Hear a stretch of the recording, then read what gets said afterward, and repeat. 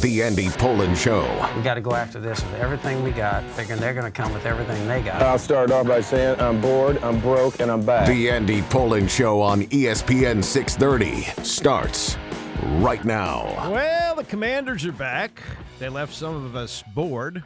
Others maybe broke if you bet on them, even with the 3 points that they were getting at home.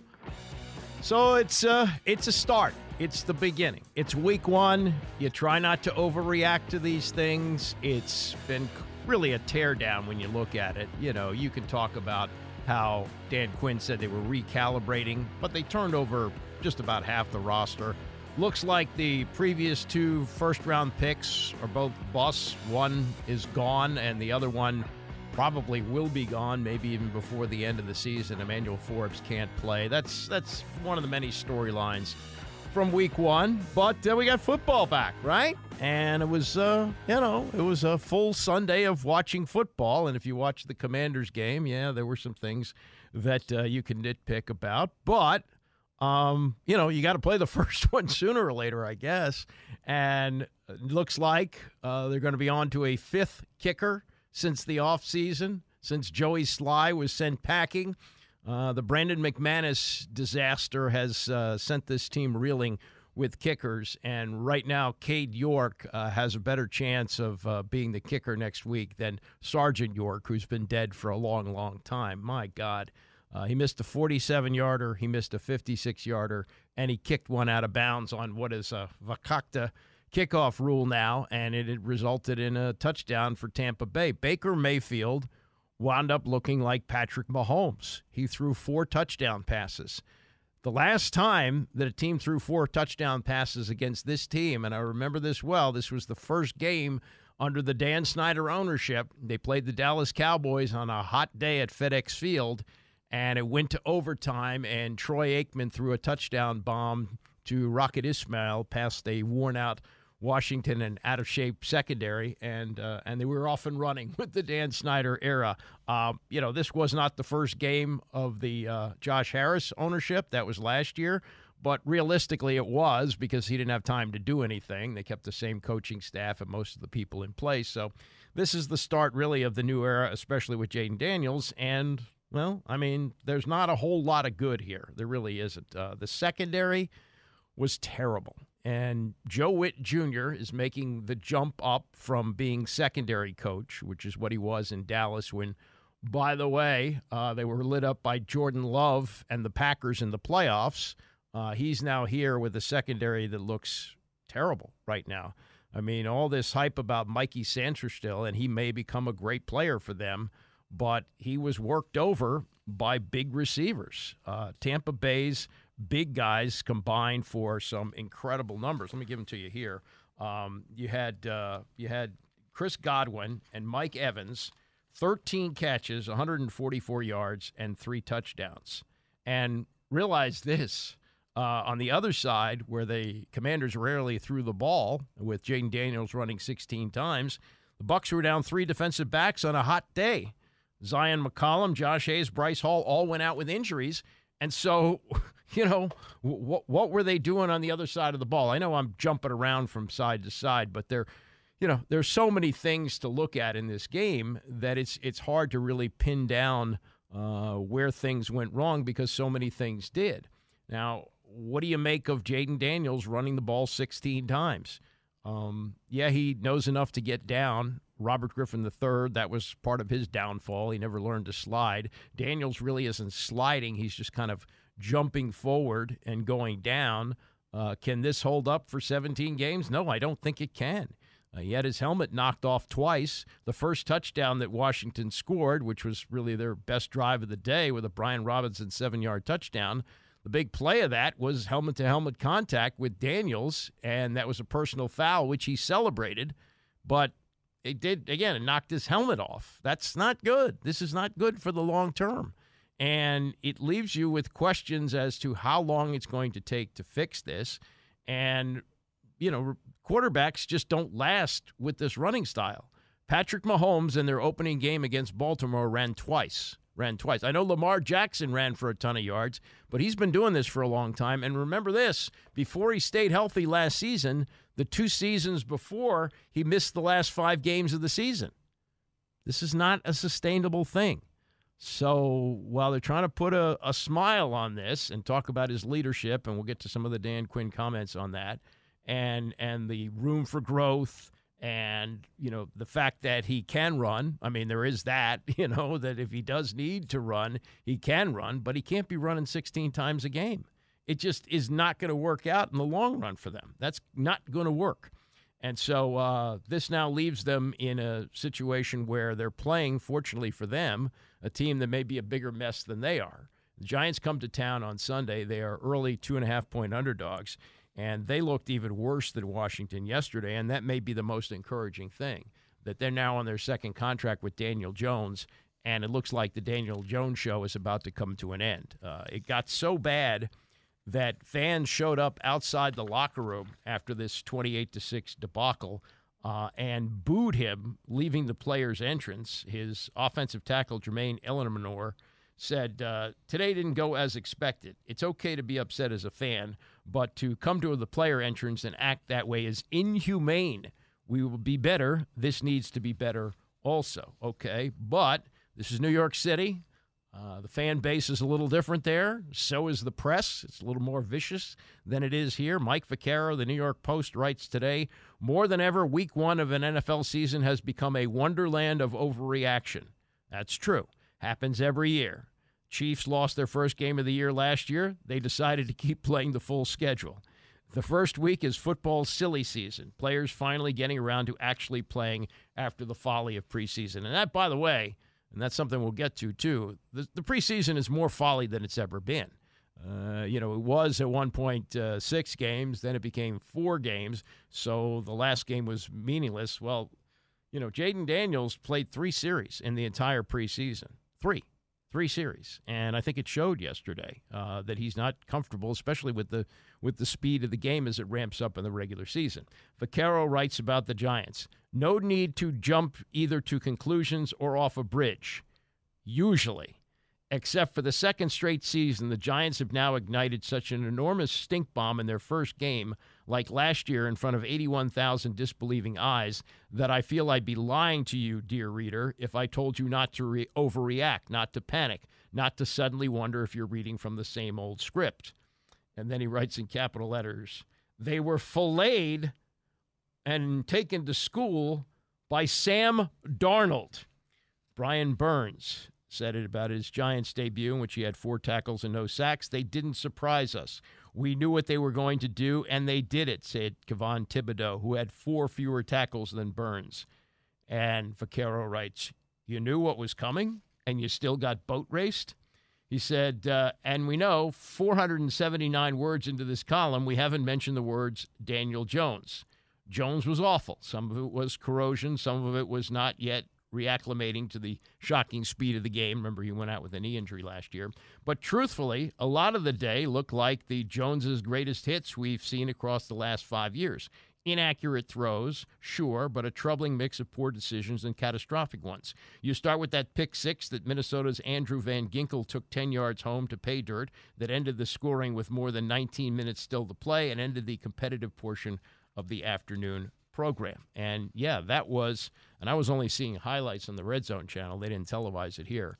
But as bad as it was for the Commanders, it was apparently even worse for the Giants. And here's, I think, how you have to look at this as these 2 teams match up next week, which is, early week looking like the toilet bowl. These 2 teams at this point, although Carolina right now is carrying the flag as the worst team, they look absolutely horrendous, horrid. But these 2 teams are not good. They're obviously the dregs of the NFC East, with both Philadelphia and Dallas winning their opening games against, Cleveland was bad yesterday, but supposed to be a good team.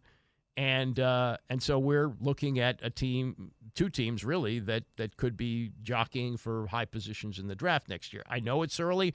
I know you don't want to overreact to that, but that's the reality of where the Washington franchise is in a rebuild. And the Giants, they're expected to be a playoff team at this point, with Daniel Jones making significant money as an elite quarterback. He's far from elite right now. Daniels is right at the beginning, so there's that you can hang your hat on. this is Quinn after the game, and he's very good at sayings. It takes he has various things that he says about football, and they're good sayings and all that. But you got to look at the results from yesterday, and this was not a good tackling team. He said they were going to be a good tackling team. They were not. They were terrible. He talked about the how tough they were going to be. They didn't look tough at all. Baker Mayfield escaped from sacks all the time and was able to do pretty much what he wanted to do. And the big thing, and you'll hear Quinn point this out, Tampa Bay was 9 for 13 on third down. You could not get them off the field. 9 for 13. These are numbers that have been plaguing this defense for years, including last year when they were the worst team in the league defensively, and they gave up almost 400 yards yesterday, 392. So, you got to be able to do that, and they clearly failed at that as they were themselves 2 for 8. So that tells you something else. They had only 8 third down opportunities. They converted 2 of them, and Tampa Bay converted 9. This is Quinn with the overall feel as he opened up his news conference last night. Man, a lot of lessons to take away tonight, and I wanted this one badly for the players, and that's why it stings. Certainly a story tonight of missed opportunities, and I think third down, if I had to look back on it right now, that was the biggest and certainly the story of the game. So a lot to work on, and Tampa was a better team today. You need the struggle to see the identity develop. You don't want it, but you do need it. And that part, is hard, and that struggle happened tonight. And so we'll take these lessons, and we'll work on them. Yeah, I mean, that's about the only positive that you can put on this is that you knew with a rookie quarterback, no matter how good he's going to be, and Caleb Williams, the Bears took advantage of some big turnovers yesterday, but Williams was kind of bleh. He wasn't anything special. He won his debut. In fact, first number 1 overall pick at quarterback to win his debut since 2002, whatever that means. But there are going to be some growing pains here, and so that's one thing that you can understand. Eventually, this is going to happen. Maybe it's good to get it out of the way early, and I think we're going to get a better gauge as we look at this team down the road. How's Jaden Daniels going to look in November if he's still upright? That's something you got to keep your The Colts lost Richardson in the 4th game of the year last year, and he is also a running quarterback. So these 16 runs where RG3, most he ever ran in a game was 13, and he ran 16 times yesterday. That ought to tell you something. One more thing from Quinn, and this is, I'm sure, I knew this was going to come up, especially with Jaden Daniels having 3 series in the preseason. What you heard about the practices that they had both against the Jets and the Dolphins. Remember, they went to New York and practiced against the Jets, then played a game against them, and then went to Miami and practiced against the Dolphins, and then had the game. And in the game, veteran teams like the Jets and Dolphins, they're resting players, so you really weren't getting a gauge of 1 versus 1s. But what you heard from the 2 practices that they had, one in New York and one in Miami, was that it wasn't really looking very good for Washington against their team, 1s versus 1. So this came up from Ben Standing in the postgame last night, and he was asked, okay, well, you chose to do this with lack of preseason reps. Are there any regrets on that? Fair question, but I honestly thought the preparation was really good, and so going into it, I was expecting us to really, see us hit our marks and going. I just didn't feel the energy, the hitting, and the tackling that I was accustomed to seeing, and so that's the part to make sure that identity is what we're looking for. If that comes to life, then everything else can connect. But for instance, pass rushing in concert and working together, those things take some reps together in the games, and I certainly expect that to improve. It has to, because this team looks inept defensively right now. I mean, you give up almost 400 yards, and you allow Baker Mayfield to throw 4 touchdown passes. I know their receivers are big and they're good, but this identity wasn't there yesterday. They did not look like a physical team whatsoever. I have some more thoughts on the game and as the season moves forward and all that kind of stuff. I did want to mention this that it kind of broke this morning. Not that it's earth-shattering. It's another money grab. But Monumental Sports and Entertainment have a deal. TikTok will be the sponsor of the Capitals road jerseys, just the road jerseys. Why not road and home? Well, they already have a deal for the home jerseys. Those were sold to Caesars Sportsbook as the NHL approved advertisements on game jerseys starting with the 2022-23 season. So they now have the home sponsor, which is a sports book, and TikTok, which is the road sponsor. They're also going to do it with their other teams, the Mystics, the Wizards, Capital City Go-Go, all those things. They're going to be tied into this as well. The Capitals have actually been in bed with TikTok for a while. In 2019, they became one of the first NHL teams to get into TikTok, and they have more than 378,000 followers. That's the 8th most followed team on the platform. You know, Ted has always been big on this, and Ted at one point thought that he could turn the Capitals into the Atlanta Braves by just promoting them on the internet. And this goes back well over 20 years. Didn't work out that way. But he always will have a grab like this. Is it a big deal? Nah, I don't think so. Not the way sports are going right now. But TikTok has been a controversial platform. Remember that. And that is going to be the sponsor of not only of the road jerseys, but the official sponsor of the 50th anniversary celebration. And some of us are old enough to remember the start of that 50 years and the thought that in 2024 that there would be something called TikTok that would be a sponsor, was something that was hard to get your head around. Would have been, for sure. Coming up, more thoughts from Dan Quinn on yesterday's debacle in Tampa. It's the Andy Pollin Show, ESPN 630. You know, there are stations around the area that call this Misery Monday. Yeah, one time, I guess you would. Big thing is, it's different ownership.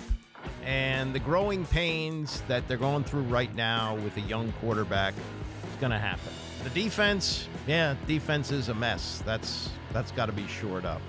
But anybody who went into this season thinking, okay, ding dong, the witch is dead, the old owner's gone, the new owner is here, the new general manager turned over half the roster, they got a quarterback who could be great eventually, and thinking that they were going to hit the ground running, you're probably kidding yourself. I mean, a little bit of dose of reality yesterday, and you knew it was coming. Now, there are plenty of nits to pick. You don't want your quarterback running 16 times a game, way too much on that. You want to get Terry McLaurin involved in the offense, and they barely did, just caught a couple of passes. And you want your defense, certainly, to not give up nearly 400 yards and 4 touchdown passes to not Patrick Mahomes, but Baker Mayfield, who is kind of like the economy car version of him. He's good, but he's not a Hall of Fame quarterback, and they made him look Mahomes-ish yesterday, if that's a word. So there are a lot of things in there, but I think the main thing to concentrate on is what they saw from Jaden Daniels. And for me, I mean, it seems like a no-brainer that you cannot sustain what he did yesterday. Did he look good running? Yeah, he did. He looks very confident running the football. But you also have to look at the long term on this. And, you know, Anthony Richardson lasted 4 games for the Colts last year. 4 games. And what you hear from Daniels is, oh, you know, I was just playing football. This is what I was doing since I was 7 years old in the backyard. That's fine. But when you're playing 7 years old in the backyard, you don't have guys who are 280 pounds and can run a 4.6 chasing you. And you get away with this in college, though he got himself knocked out against Alabama last year. There was not on a run. It was in the pocket. But this is not something that you could look at in week 1 and say, oh, yeah, we'll still be watching this in December. This is Dan Quinn after the game, asked about the debut and his thoughts on watching Daniels run it 16 times. He got to fully express all the things that he has, you know, of, using his legs, being aggressive down the field. And like him, like a number of the players tonight, there's going to be a lot of takeaways and things that we're going to like, things that we want to improve upon. But what I can tell you, like, we got one hell of a competitor and him. And we're just getting started with him and the guys. That's why when you have a performance like tonight where it doesn't go your way, you want to question how you prepared, and these guys really put it in and we're ready. And so when you don't deliver, when you put the work in, it stings more. And we got work to do for sure. But Tampa was a better team tonight. Oh, they were absolutely a better team and seemingly better prepared. And Quinn has talked about the identity, the toughness. They were terrible at tackling yesterday, absolutely terrible, and that's part of the picture too.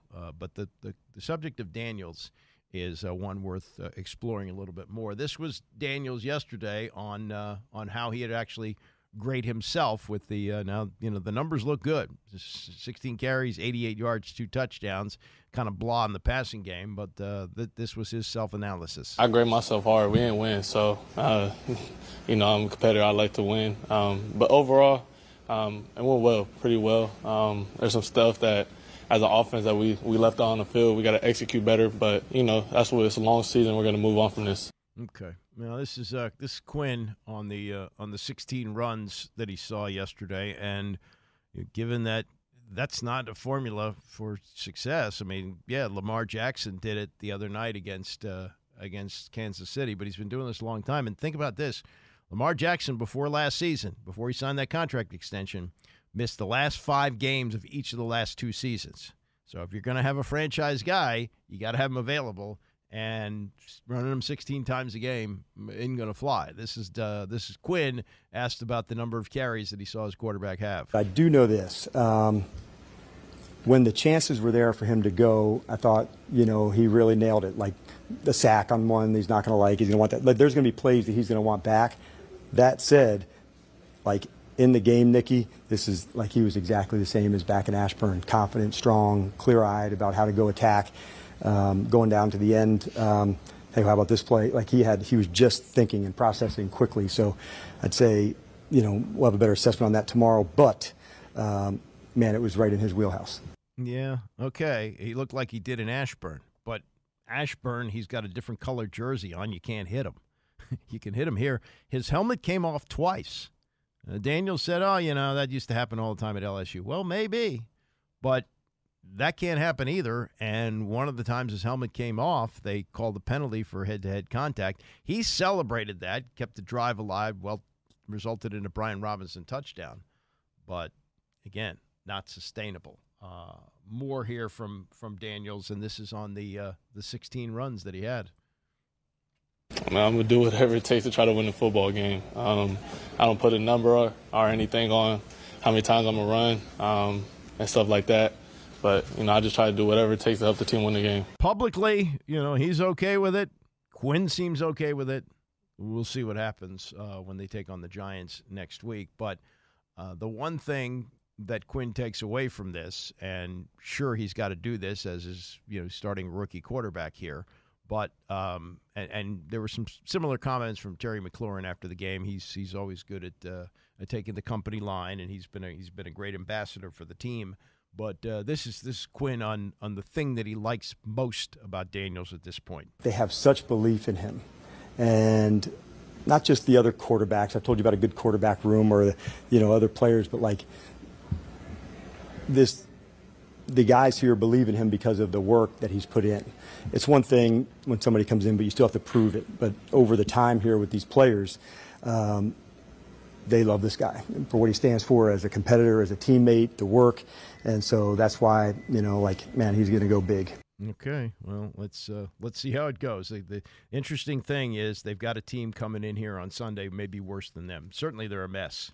And Daniel Jones looked terrible yesterday against the Minnesota Vikings. You couldn't say that Daniels looked terrible, right? I mean, he did run with purpose, did go down, he didn't slide, but kind of, went forward.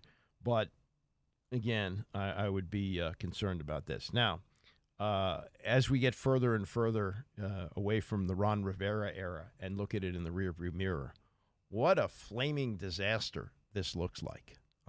Remember when Adam Peters was introduced and David Aldridge asked him about the current roster, and there was a 3.5-second pause. And then we watched him go out and take a sledgehammer to the roster, bringing in, first of all, 20 new free agents, and I think there was a complete turnover of pretty much from last year. And then even after that, beginning in the start of the season, they trade Jahan Dotson to the Philadelphia Eagles, who, by the way, didn't have a catch in their win in Brazil on Friday night against Green Bay, and he was their number 1 pick 2 years ago. And right now, Emmanuel Forbes, Emmanuel Forbes looks like one of the biggest draft busts in team history. I know that says a lot, and they've had a lot of them, and maybe Heath Schuler retires the trophy for that.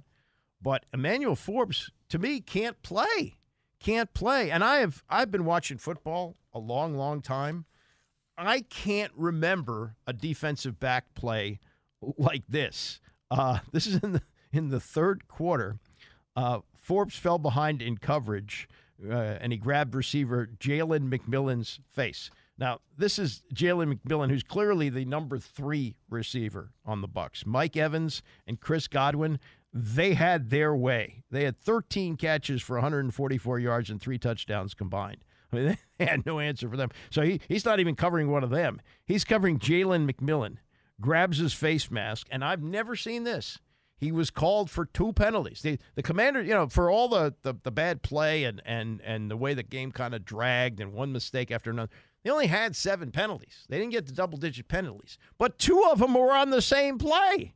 He got called for a face mask, and he got called for pass interference there. And it set up a touchdown. and this isn't funny, but Forbes said, it was a hold. I kind of got lost right there and held him. You got lost in your second year.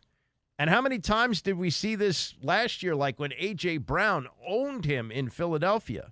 So this coach-centric operation that we had under Ron Rivera, I know it's turn the page, move on to the next. And Dan Quinn, certainly he made his share of mistakes yesterday. You can second-guess him on not going for it on 4th down in the middle of the field when they're behind 2 scores and a kicker who, by the way, is not going to be here. In fact, I'm checking Twitter to find out, but I would imagine they're going to have a whole slew of kickers in here tomorrow taking a look at them. But yeah, that was a disaster too. But when you look at what the defensive backs did yesterday, and Mike Sanderstill, who they have a lot of hopes for, looks like he had his share of rookie problems. And the other thing about Sanderstill, even though you had Nick Saban saying at the draft that pound for pound he might be the best player in the draft, well, the pound for pound qualification might be important because he's 5'9", and he got worked. He got worked yesterday, as all the defensive backs did with those receivers. But a guy who was a number 1 pick in his second year getting lost, and remember that the reach that they did with him, they said, well, we're not getting a lot of turnovers, so we're going to take a guy who had more pick sixes than anybody in the history of college football. He had 6 of them. Well, do you know he only weighs 170 pounds? Yeah, but we need turnovers, so we're going to do that. And they took him, and that's kind of some of the things that happened with them. The third downs, which Quinn pointed to as the number 1 problem in the game, you had Tampa going 9 for 13 on 3rd down, Washington 2 for 8.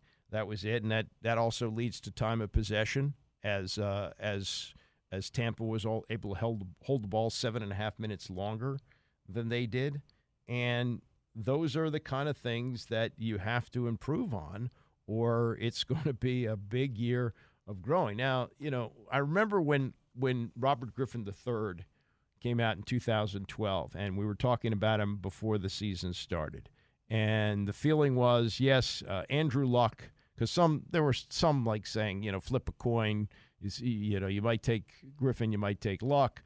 As it turned out, both of them had short careers because of injury and other problems. But Luck had the better career overall. Played 7 years in the league and had some big years. And even if you look at his numbers, he's a marginal Hall of Famer. He should get consideration. I don't think he'll get in, but he would get consideration for that. But he was the more finished product.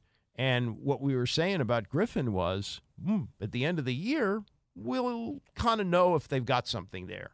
And then you had the amazing debut when he played against the New Orleans Saints on the road, a playoff team, Drew Brees, the whole 9 yards, and he unveiled an offense that was new. Well, this is the offense that's run in the NFL right now. These are running quarterbacks. You don't have many that don't have the ability to run. And if you look around the league, I wonder. I'm just scanning the scores from yesterday. Is there a guy in the league right now who really, is not necessarily a runner? No, I don't think so. even Matthew Stafford. Maybe Stafford at this point is the best example of that. And he lost last night. The Lions went down to the Rams in overtime, 26-20. And the Lions are the sexy pick this year. They're the trendy team. And again, I couldn't have been more wrong about Dan Campbell, the coach, when he talked about biting kneecaps, and I called him a lunkhead, and I said he might be one and done. And he's built a really solid organization there with the Lions.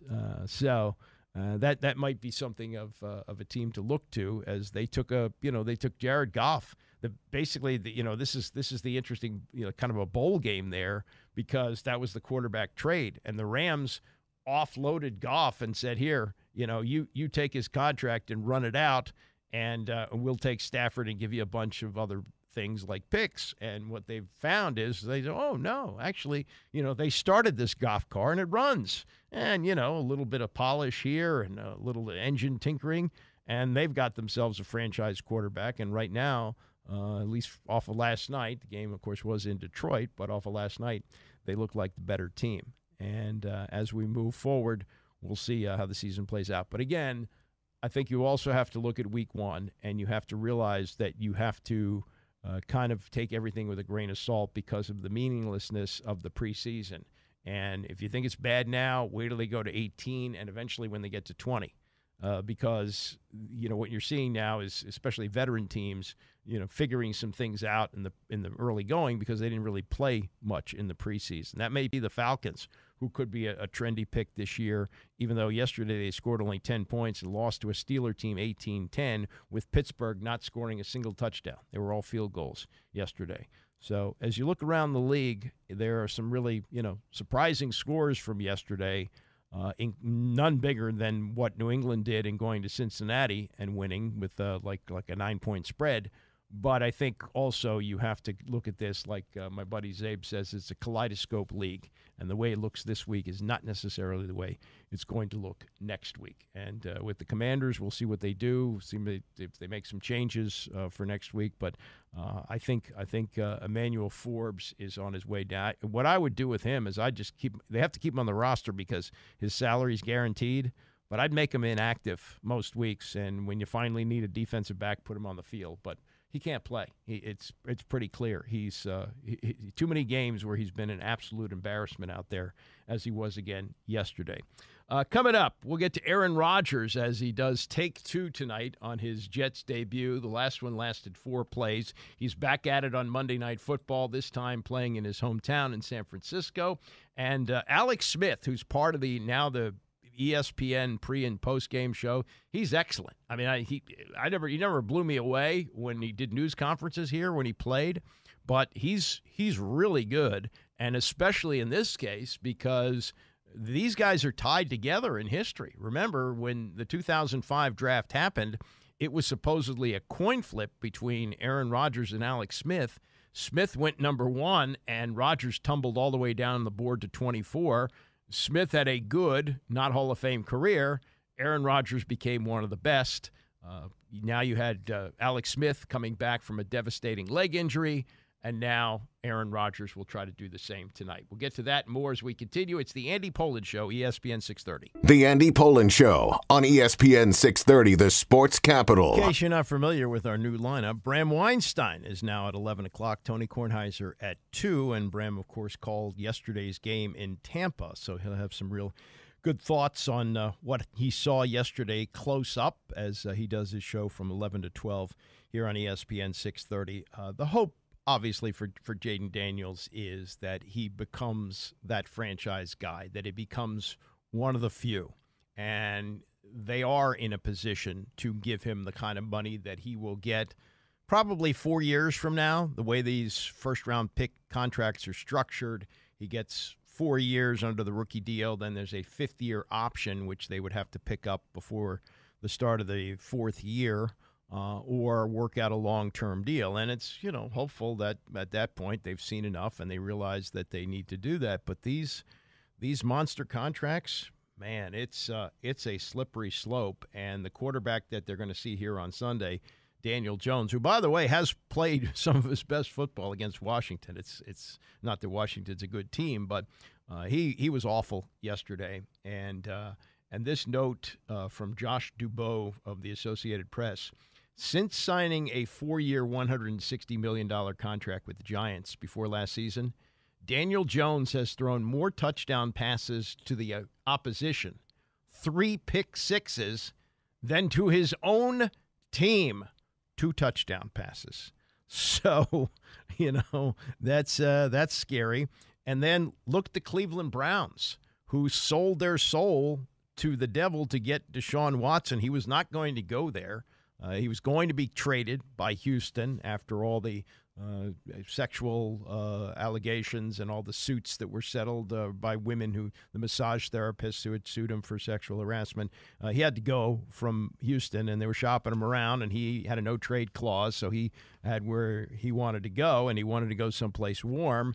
And then Cleveland stepped up, and they said, Deshaun, we can give you a contract that is fully guaranteed.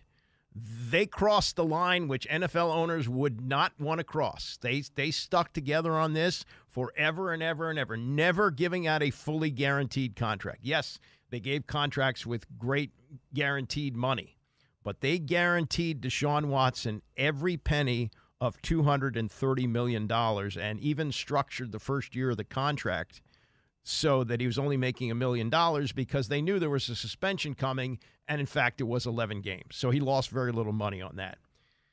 Now he can't play. He stinks. And he took the field yesterday against Dak Prescott, who's the new high water mark, signing a deal that will pay him $60 million a year over the next 4 years. And by the way, with Deshaun Watson and his deal guaranteeing $230, yep, in fact, Dak got $231 guaranteed. One more than Watson.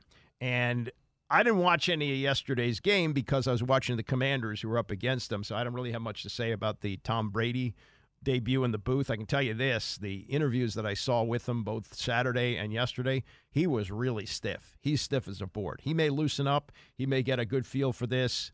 He is known as a hard worker, so I'm sure he'll sit down with people who'll tell him, the mistakes he made. But he looked very, very stiff. So I don't know how he did in the game. But Deshaun Watson was terrible. They were down 20-3 at the half. Watson 7 of 15 with 36 yards passing. He finished the game averaging 3.8 yards per attempt. Didn't complete a pass beyond 6 yards of the line of scrimmage. What is that? Dink and dunk. Finished the day 24 for 45, 169 yards. And realize this is his 3rd season with the team, and because of the suspension and injury, it was Joe Flacco that took him to the playoffs last year, not Watson. It's only his 13th game. 13th game in his 3rd season with $230 million guaranteed, and they are on the hook for him for money that basically makes him uncuttable and certainly untradeable. His cap hits are $72.9 million in each of the next 2 years. Wow. So be careful.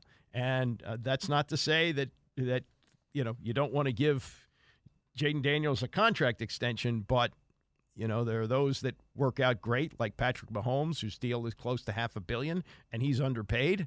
And then you have deals like Daniel Jones and Deshaun Watson. Aaron Rodgers, he's got a deal with the Jets, and he made it team-friendly. I think he took something like a $35 million hit, which is probably going to be paid out down the road. But anyway, he did that to make room for some other people. He gave him 4 plays last year, and now he's back for a mulligan as the Jets again open the season on Monday Night Football tonight, playing at San Francisco. And Alex Smith played here. Remember, they had the devastating leg injury, nearly lost his leg, came back and played. Not only can he relate to what Aaron Rodgers went through with the torn Achilles, which at one point was ending careers in the NFL, but also the fact that they are tied in many ways because of what happened in the 2005 draft. That going into it, it was unsure whether Rodgers or Smith was going to go number 1, and whoever went number 2, you figured wouldn't get past 5. But Rodgers slid all the way down to 24, and the rest is history. Rodgers became the next great in Green Bay, and Alex Smith struggled in San Francisco, though Jim Harbaugh came in and really kind of rescued his career, and then he wound up having some good years in Kansas City before the knee injury here. So we sat down with Rodgers for the pregame show yesterday on ESPN. He asked him about the moment of the injury last year, 4 plays into the season, and what went into his mind. I mean, you've had some serious injuries. Like, I knew when I was on the ground that something was wrong. And sometimes you get drilled and, something's off, and you just kind of hope you get up. And it kind of like shakes itself out sometimes. You're like, oh, okay, well, that's just a sprained MCL or an ankle totally. That's, I got to walk off. But when I stood up, I said, I knew it, and then I just went down. And everything flashing before your eyes, the 18 years in Green Bay, the trade, the spring, this excitement, the summer, the city, the hard knocks, running on the field with the flag for the first time, 9/11. And then just thinking that's going to be the last time, because I know I'm old and the rehab I knew was going to be tough. And so in the training room, I really thought, damn, that's how I'm going to go out. Yeah. Certainly you've had your physical rehab, but really the mental side of this. And they don't know what goes into that. And I think they see you as like a Hall of Famer and that you probably don't deal with these things, right? You don't deal with doubt, thinking your career's over. Like, is this how it really is going to end? They don't see like the setbacks and the plateaus. I mean, I'm curious, like those are things that I battled. Like, are those things you've dealt with, and how have you like countered them, Yeah, I mean, it's been a tough year. It's probably been the best year of my life, though, at the same time. Maybe you can relate to that, but when you get hurt in a significant way, it's a reset on life, and everything just stops in your life. Everybody else's life, man, keeps going. Yeah. Like I always said, the game was around long before we started. It's going to be around long after we're done. It doesn't stop for you. The whole world doesn't wait for you to come back, conquering here. No. Everything keeps on going. Keeps going. Yep. But your life stops. You become sedentary. You can't move. You got to be waited on by people. You got to be taken care of. And as somebody who loves taking care of other people, talk about life lesson right there of just like sitting in all the frustration, the sadness, the heartbreak. But it was a total reset for my life. And I'm so thankful for it. In the moment, you never think, and I've never said, I don't even like the saying, everything happens for a reason. Because I'm like, really? Yeah. But I do believe if you can't get out of your own way, you're going to miss all the little miracles that go on around you. The people that come into your life and take care of you. And I know you had a lot of people take care of you during yours. That become like family. They become so close. In your time of need, they showed up time and time again. And then, you start working on the mental part. The physical, you have these big jumps and then there's a long plateau. Yeah. Where it's like when you go from sitting your ass on a couch to now I can actually walk to the bathroom with crutches. Then I can actually walk in a shoe. Those are exciting times. But the mental part takes forever because you're still trying to get over the frustration, the heartache, the heartbreak, the what if, the what could have been, the excitement, feeling like you let people down. I think you still deal with that. I mean, you still wonder, can I go out there and do it? Until you've done it. Now, training camp was awesome for me because I had one of the better camps I've had. I just felt like, but every day, I was telling one of the coaches this, every day I got to remind myself I'm great. I got to go out there and do it. It's the same thing come Monday night. Like, I got to go out there and remind myself I can do this. It's been a couple of years since I played, full game. But the mental part, how did I do that? I did, a lot of stuff I like doing. I went out in the jungle for a week. I went and did, and worked on my meditation practice daily to kind of reset, surround myself with really important people, unplugged, just putting the phone away, trying to getting off the grid. I had to, going to Egypt was I planned the Egypt trip in the doldrums of rehab. I said, I need something next summer to look forward to because mentally I'm not in a good place.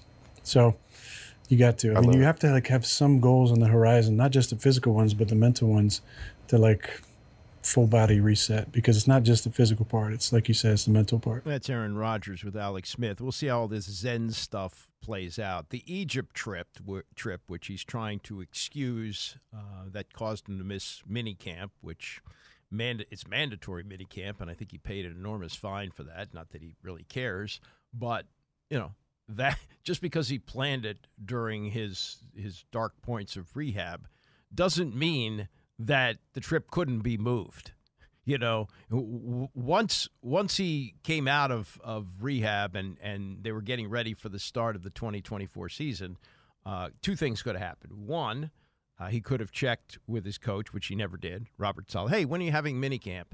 And Saleh would have said, oh, it's such and such a date in June.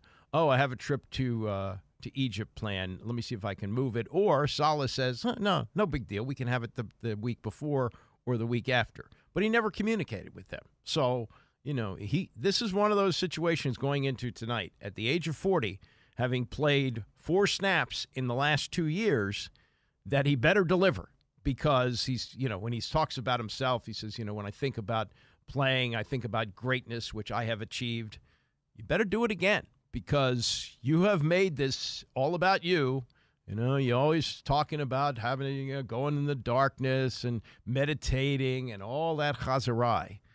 You got to be a good football player or get out. And all the hopes and dreams that Jets fans have hung on you, the Messiah, who's finally going to deliver, what is it now, 55 years after Joe Namath gave him a Super Bowl. You know, let's see.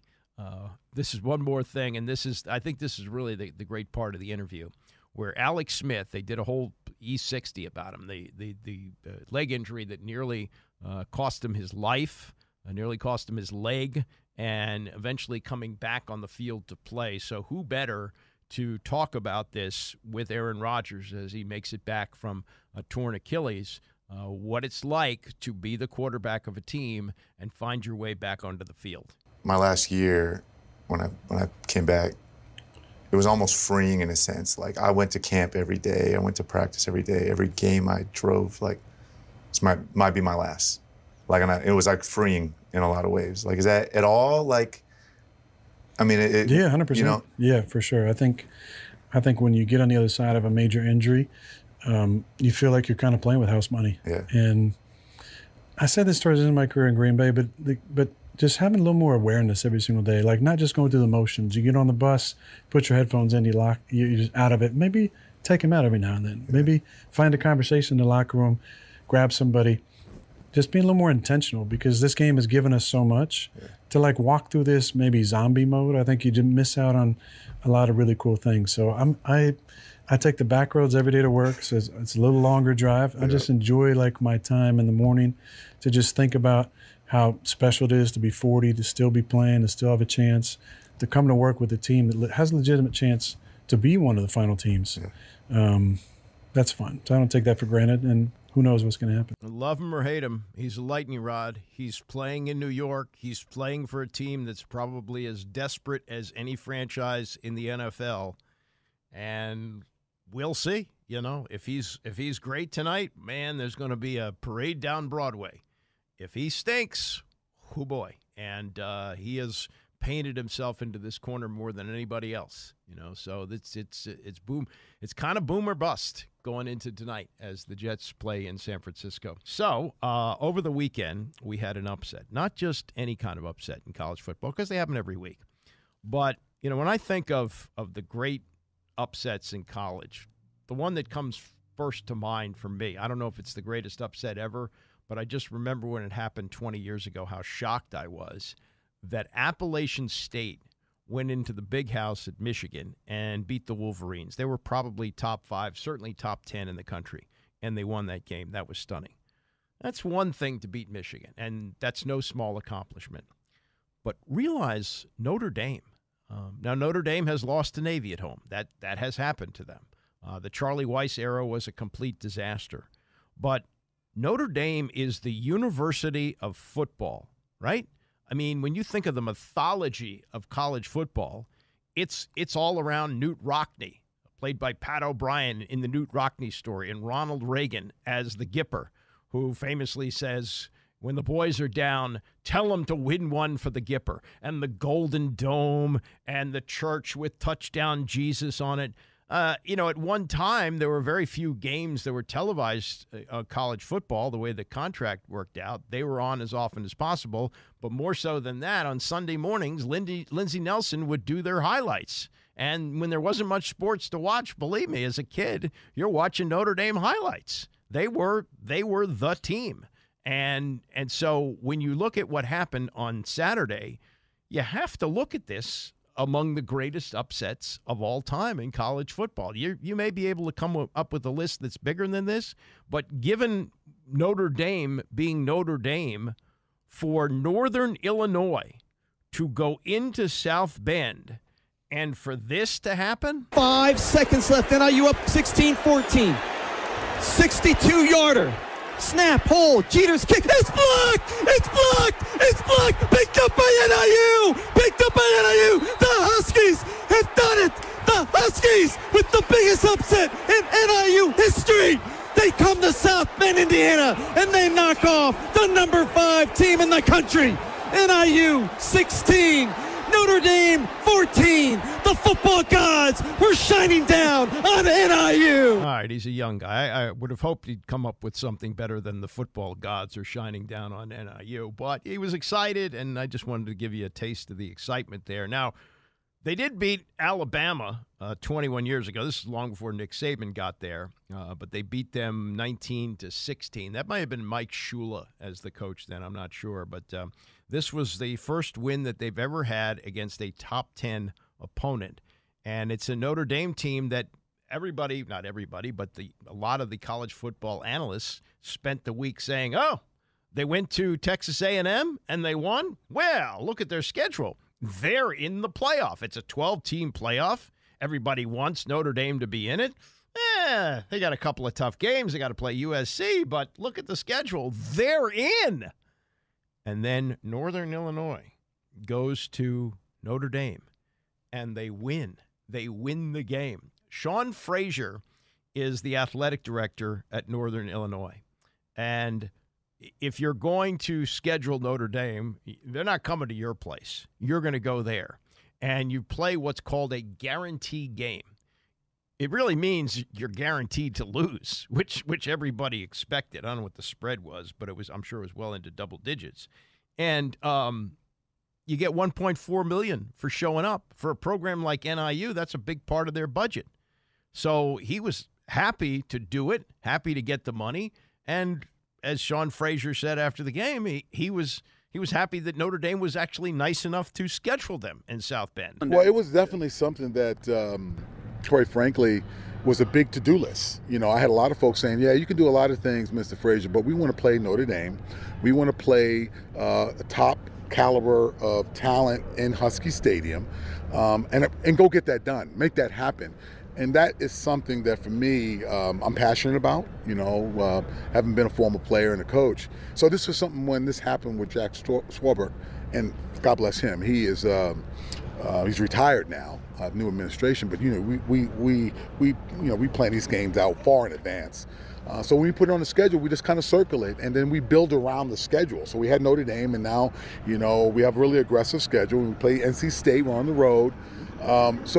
We build it out, but hats off to Notre Dame for giving us an opportunity. Hey, thank you. Thank you for giving us an opportunity to show off our university and our program. So, I really appreciate what they've done. I really appreciate that we made the most of the opportunity. And lose the number, I'm sure, will be the the response from the next athletic director. I love John Thompson. 1982, AU pulled off its biggest win. This is when Georgetown was coming off playing for the national championship. It's after they lost to North Carolina and Michael Jordan hitting the last second shot and James Worthy stealing the ball. So they're ranked number 1 in the country. This is Patrick Ewing now as a sophomore. And they played at the old Capitol Center, and AU won. They won the game. I mean, it was stunning. These things happen early in college basketball. It's, the teams are focused on their conference schedule, not so much these games that are supposed to be, and they're called guarantee games. And so they asked John Thompson about it after the game. He goes, "Well, that was fun, but that's not going to happen again." In other words, I'm not going to schedule them. And he didn't. I mean, he was famous for scheduling teams like St. Leo. He didn't want to lose to a local team. This wasn't a local team, but it's a team that's not in the same league as Notre Dame. Notre Dame is a contender every year for the national championship. There's certainly to be in the playoff now that it's 12 teams, and this happened. And this was really, I thought, the best part of the post game. The coach of Northern Illinois is Thomas Hammond. He's an alum. He played there. And this I'm sure, was his career goal. If he puts together great seasons, maybe he may get the call for the big-time job, but I think he recognizes that this is where he is going to be for his career. This is his, and there ain't nothing wrong with it. But to do what he did now makes him one of the legends, certainly in that area, and in terms of the smaller schools, a real legend for them as well. So the sideline reporter for NBC, her name is Zora Stevenson, did an excellent job talking to Thomas Hammond, the coach of NIU, after the upset, with tears streaming down his face. Coach, I can sense that you need a moment. Top 5 opponent. This is NIU's first win against a top 10 opponent ever. And for people who need context, you wore this jersey. It's deep for you. Why? I'm so proud of our kids, the coaches, just everybody. They believed. They believed. And we came here and got it done. You told your guys this week that you didn't need anyone to be a superhero or superhuman. They just needed to be their best. What kind of performances did you see out there? They listened to what I said. I told them all week, we don't need luck. We just got to be our best. And they was their best today, and we was able to get it done. Where's this emotion coming from for you? All these guys that have been with our program, been through the ups and downs, and they continue to fight. It's like they my kids. I'm happy for the adversity to push through. No matter the situation, I just couldn't be more proud. I'm sorry. No need to be sorry. Boneyard wins is what you call it when you all beat a top 5 opponent, a power 5 opponent. There was 70,000 people in here that probably didn't believe. Why did you all believe? We got a veteran team, a bunch of guys that have been through a lot of different things, and they work together. Like we still are in college football. I know it's a whole bunch of other things with the transfer portal and NIL. We still have a family, and they believe in that family and doing things the right way. And I couldn't be more proud of them. That's Thomas Hammock, 43 years old, the head coach at Northern Illinois, and you hear the Notre Dame fight song being played in the background. Now, if you watch the end of that game, as I did, the stunned look on the fans' faces. I mean, this was supposed to be the relaxation game after the big tough one that they had the week before at Texas A&M. They're not supposed to lose, and they're not supposed to lose in South Bend, and they did. And that moment with Zora Stevenson interviewing Thomas Hammock, that was incredible. Chuck Culpepper didn't cover that game. He was actually covering a game that turned out to be a dud. That was Michigan getting its doors blown off at home by Texas. But he wrote a column about it today, and I think that Chuck will be on with Tony this afternoon. I'm not sure, but he's usually on after college football weekends. And he writes, when the big coach sobs for joy, the Saturday improves. When he's strong enough that he can let that joy come pouring out during his on-field interview after a stunner, anyone who follows along ends up better off. When his ties to his university go to his heart, much more literally than with most, it can override even a powerful force like jadedness.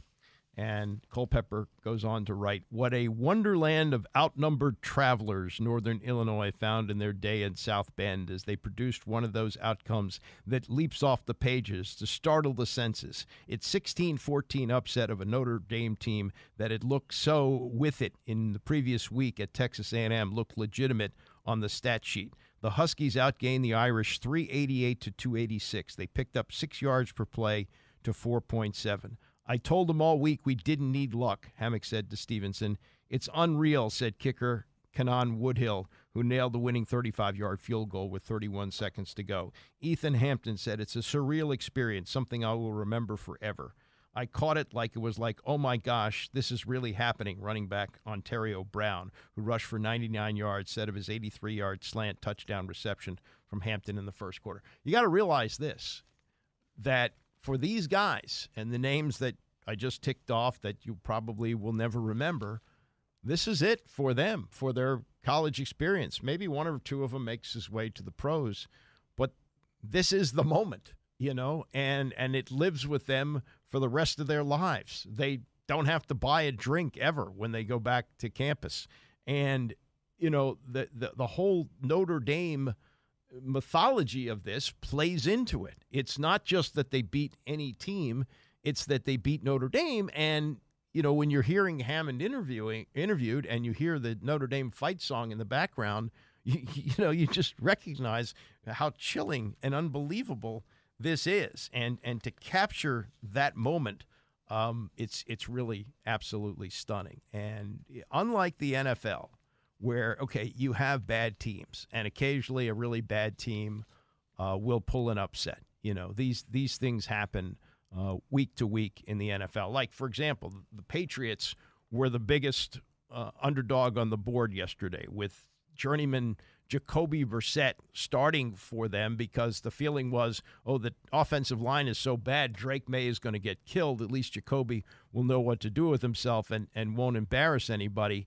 And they go into Cincinnati. The Bengals are wearing all orange uniforms. If you watched any of this or the highlights on, as I was watching on the Red Zone channel, just about everybody in the stands was wearing orange. It had kind of a college atmosphere.